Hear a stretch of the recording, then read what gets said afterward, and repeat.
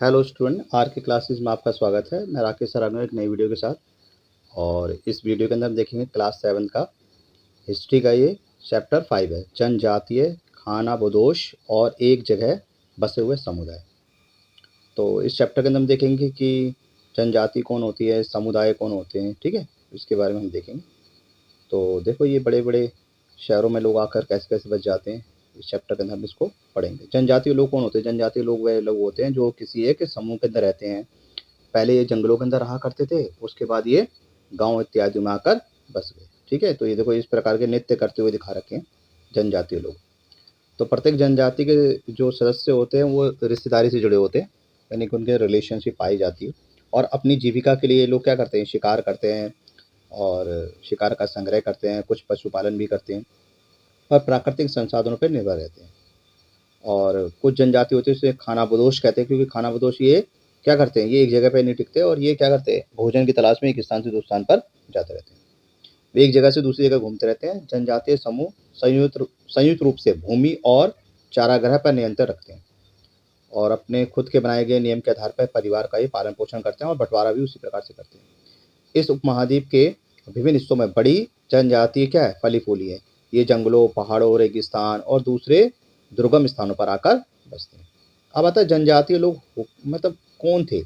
अगर हम देखें समकालीन इतिहास और मुजफ्फरों ने जनजातियों के बारे में बहुत कम जानकारी दी है। कुछ अपवादों को छोड़ दें तो जनजातीय लोग भी लिखित मतलब इनके कोई लिखित दस्तावेज नहीं है, लेकिन रीति रिवाजों और परंपरा के अनुसार इनको संरक्षण प्रदान किया। ये परंपराएं हर नई पीढ़ी को विरासत में मिली है। आज के इतिहासकार जनजाति का इतिहास लिखने के लिए इन्हीं परंपराओं का इस्तेमाल करते हैं। जनजातीय लोग भारत के लगभग हर क्षेत्र में पाए जाते थे। किसी एक जनजाति का इलाका और प्रभाव समय के साथ साथ बदलता रहता है। कुछ शक्तिशाली जनजातियों का बड़े इलाकों पर नियंत्रण था। पंजाब में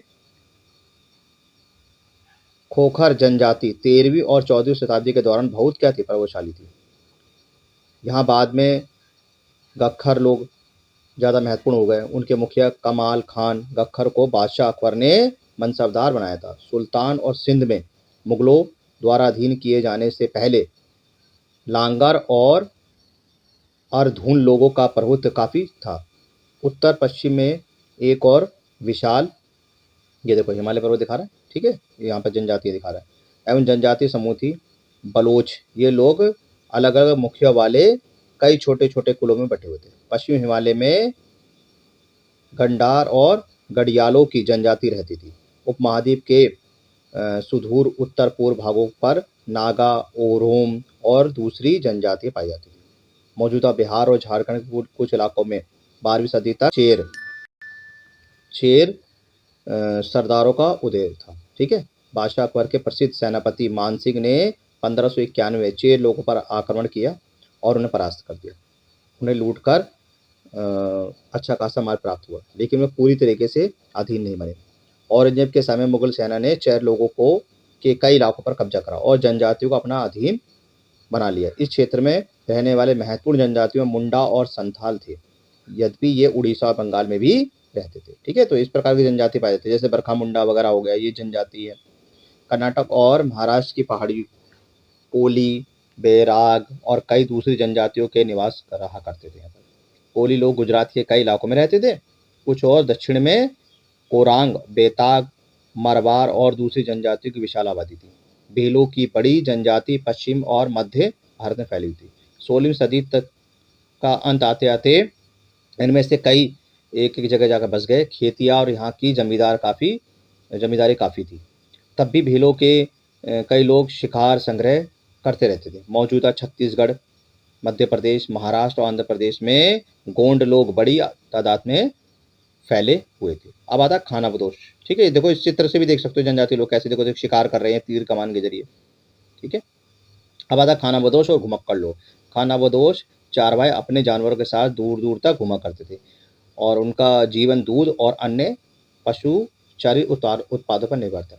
वे खेतियार गृहस्थी से अनाज, कपड़े, बर्तन और ऐसी ही चीज़ों के लिए ऊन, घी इत्यादि का विनिमय किया करते, मतलब खरीदा बेचा करते। कुछ खानाबदोश अपने जानवरों पर सामानों की ढुलाई का काम भी किया करते थे। ये एक जगह से दूसरी जगह आते जाते हुए सामानों को खरीद फरोख्त किया करते थे। बंजारा लोग सबसे महत्वपूर्ण व्यापारी खानाबदोश थे। इनका कारवां डंडा कहलाता था। सुल्तान अलाउद्दीन खिलजी बंजारों का ही इस्तेमाल नगरों के बाजारों तक अनाज की ढुलाई के लिए किया करते थे। बादशाह जहांगीर ने अपने मतलब किताब में लिखा है कि बंजारे विभिन्न इलाकों में अपने बैलों पर अनाज लेकर शहरों बेचते थे।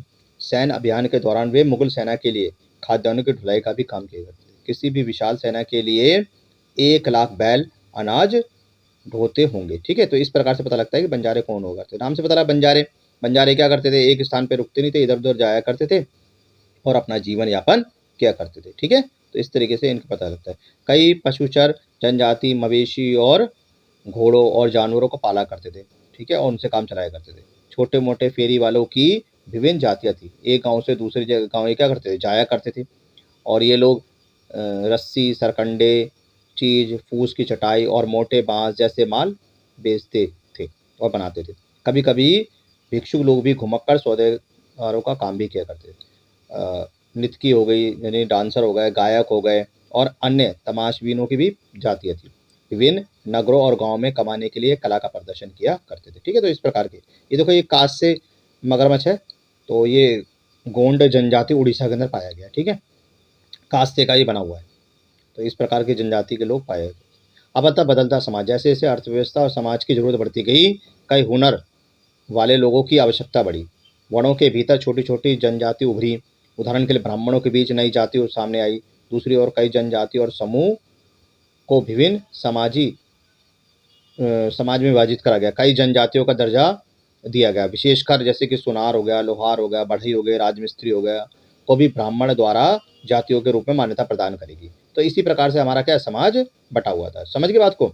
इसी प्रकार से वर्तमान में अगर लें तो कई प्रकार की जनजातियाँ पाई जाती है। तो देखो, अगर जनजाति बहुत ज़्यादा मात्रा में पाए थे। 11वीं और 12वीं शताब्दी आते आते क्षत्रियों के बीच राजपूत गोत्रों की ताकत में काफ़ी इजाफा हुआ, जिसमें हुन हो गए, चंदेल हो गए, चालुक्य हो गए और कुछ दूसरे राजवंश भी उभर के आए। इनमें से कुछ पहले जनजाति में रहा करते थे और बाद में कुल राजदूत मान लिए गए। धीरे धीरे इन्होंने अपने पुराने शासकों की जगह ले ली। तो इस प्रकार के जनजाति का उभर कर सामने आई थी। ये देखो, ये गोंड जनजाति की महिला है जो दिखा रखी है। ठीक है, चित्र के अंदर। अब आता गोंड। गोंड लोग गोंडवाला नामक विशाल वन प्रदेश में रहा करते। ये क्या थे, स्थानीय कृषि यानी कि बदल बदल कर खेती किया करते थे। विशाल गोंड जनजाति कई छोटे छोटे कुलों में बटी हुई थी। प्रत्येक कुल का अपना राजा था, राजा या राय होता था। जिस समय दिल्ली के सुल्तान की ताकत घट रही थी, उस समय कुछ बड़े गोंड राज्य छोटे गोंड सरदारों पर हावी थे। अकबर के शासनकाल के इतिहासकार अकबरनामा में लिखा है कि गण कटगल के गोंड राज्य में 70,000 गांव थे। ठीक है, तकरीबन, यानी इस राज्य की प्रशासनिक केंद्रीय व्यवस्था काफ़ी अच्छी थी। राज्य गणों में विभाजित था और हर गण खास गुंड कुल के नियंत्रण में था। ये पुनः 84 गांव की इकाइयों में विभाजित थे, इसलिए इनको 84 कहा जाता है। 84 का उप विभाजन बरहोत में होता था, जो 12-12 गांवों को मिलता था। ठीक है, बड़े राज्य के उदय ने गोंड साम्राज्य के चरित्र को बदल दिया और इनका मतलब बराबरी वाला समाज धीरे धीरे क्या असमान सामाजिक वर्गों में बट गया। ब्राह्मण लोगों ने गोंड राजाओं से अनुदान के भूमि प्राप्त करी और अधिक शक्तिशाली हो गए। गोंड सरदारों को अब राजपूत के रूप में मान्यता प्राप्त करने की चाह थी। इसलिए गण कटाक के गोंड राजा अमनदास ने संगम सहाय की उपाधि धारण करी और उनके पुत्र दलपत ने महोबा के चंदेल राजपूत राजा सलवाहन की पुत्री राजकुमारी दुर्गावती से विवाह कर लिया।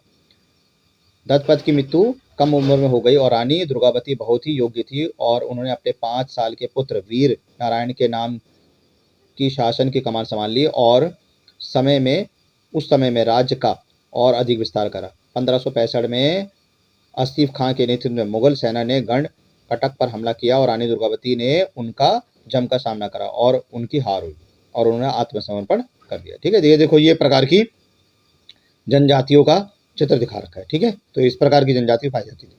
तो इससे पता लगता है कि जनजातीय लोग जो है वो दूर दूर तक फैले हुए थे। अब आता है आरोम। आरोम लोग जो है मौजूदा म्यांमार से आकर 13वीं शताब्दी में ब्रह्मपुत्र घाटी में आकर बस गए। उन्होंने अपनी भूस्वामी लोगों की पुरानी राजनीतिक व्यवस्था का दमन करा और राज्य की स्थापना करी। 16वीं सदी के दौरान उन्होंने चोटियों और कोजहोज के राजाओं को अपने राज्यों में मिला लिया।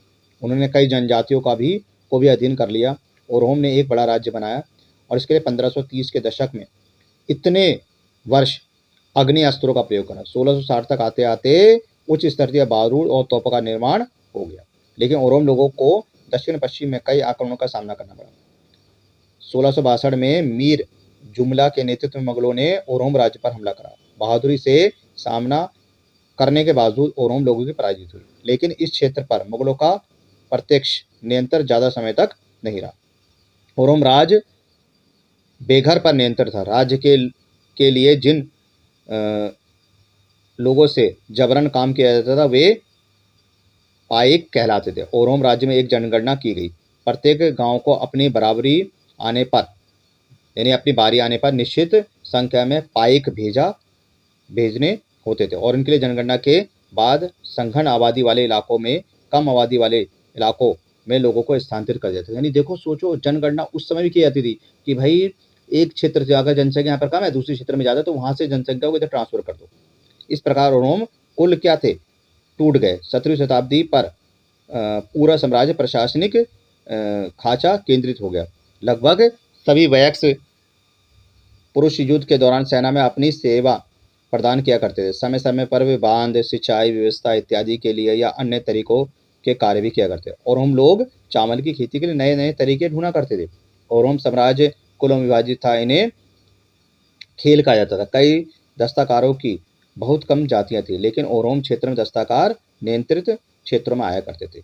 वे खेल के नियंत्रण में प्राय कई गांव हुआ करते थे। ठीक है। और किसानों को अपने ग्राम समुदाय के द्वारा जमीन दी जाती थी और समुदाय की सहमति के बगैर राजा तक इसे वापस नहीं लिया जाता था। तो इससे पता लगता है कि ओरोम लोग काफ़ी क्या थे, इन्होंने अपनी व्यवस्था बना रही थी। शुरुआत में ओरोम लोग अपनी जनजातीय देवताओं की उपासना किया करते थे, लेकिन 17वीं शताब्दी के बाद ब्राह्मणों के प्रभाव बढ़ता गया। मंदिर और ब्राह्मणों को राजा के द्वारा भूमि प्रदान करेगी। सवय सिंह के कुल में हिंदू धर्म वहाँ का प्रधान धर्म बन गया, लेकिन ओरोम राजाओं ने हिंदू धर्म को अपनाने के बाद अपनी परंपरा आस्थाओं को पूरी तरीके से नहीं छोड़ा। ठीक है। ओरोम साम्राज्य एक अत्यधिक मतलब फैला हुआ साम्राज्य था। कवि और विद्वानों के अनुदानों में जमीन दी जाती थी। नाट्य कर्मों को प्रोत्साहन किया जाता था। संस्कृत की महत्वपूर्ण जो कृतियाँ होती थी उसका स्थानीय भाषा में अनुवाद होता था। बुरंजे नामक ऐतिहासिक कृतियों को पहले ओरोम भाषा में और फिर असमिया में लिखा गया। तो इससे पता लगता है कि यहाँ के साम्राज्य काफ़ी क्या थे, फैले हुए थे। अब देखो निष्कर्ष क्या निकलता है।